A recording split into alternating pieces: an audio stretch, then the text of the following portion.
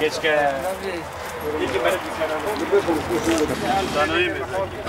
Abi, biliyoruz zaten biliyorsanız.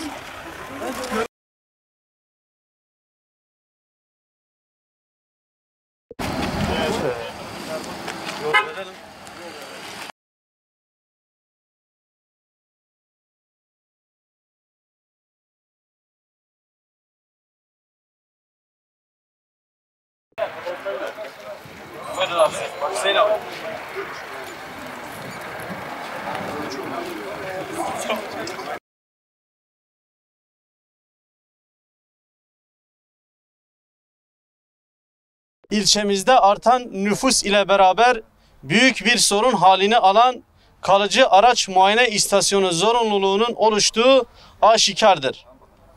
Çoğu zaman vatandaşlarımız başka il ve ilçelere gitmek zorunda kalıyor. Bu durum araç sahipleri için ekstra masrafa neden oluyor.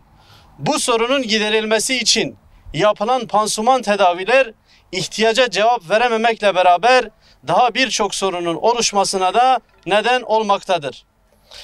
Hüdapar olarak bir yıla aşkın bir süredir gündeme getirmemize ve bu sorunu raporlaştırıp ilgili makamlarla paylaşmamıza rağmen herhangi bir girişimde bulunulmaması bizleri ve vatandaşlarımızı ziyadesiyle rahatsız etmektedir. Buradan icra makamındaki yetkililere sesleniyoruz. Bu sorun büyümeden ve insanlara daha fazla eziyet etmeden çözüme kavuşturulması için gerekli işlemlerin hızlı bir şekilde yapılmasını talep ediyor.